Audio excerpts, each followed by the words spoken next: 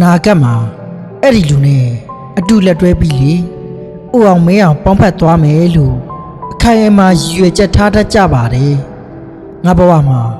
သူတယောက်တည်းကိုပဲနောက်ဆုံးအထိချစ်သွားမယ်ဆိုတဲ့ဂတိကဝတ်ဟာလေကိုပေးထားတဲ့အလေးနဲ့ဆုံးမျှော်လင့်ချက်တစ်ခုပေါ့ဒါပေမဲ့ဘဝဆိုတာက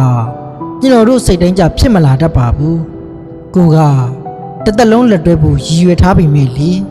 အကြောင်းမျိုးကြောင့်တစ်ဖက်လူကလက်လွတ်သွားတဲ့အခါဒါမှမဟုတ်ကိုအနာကဖက်သွားတဲ့အခါမှာတော့အဲ့ဒီတယောက်တည်းဆိုတဲ့စကားလုံးကလေအတိတ်ပဲပြောင်းလဲသွားတတ်ပါတယ်အရင်ကတယောက်တည်းကိုပဲမျက်မျက်နုံနုချစ်မယ်လို့ဆုံးဖြတ်ခဲ့ပြီးမယ်လေအခုတော့လေအဲ့ဒီလူမရှိတော့ပဲ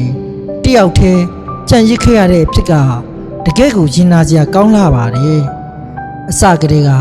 ဘယ်သူကမှအာမကိုပဲတယောက်တည်းနေခဲ့ရတာကတိတ်ပြီးမခက်ခဲပြီမယ်လေတစုံတယောက်ကိုအသားကျပြီးမှပြန်ပြီးတယောက်တည်းဖြစ်သွားရတာက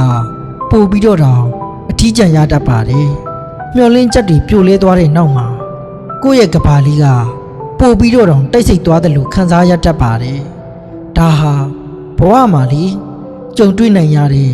အခါသီးဆုံးမှန်တရားတွေကတစ်ခုပါပဲ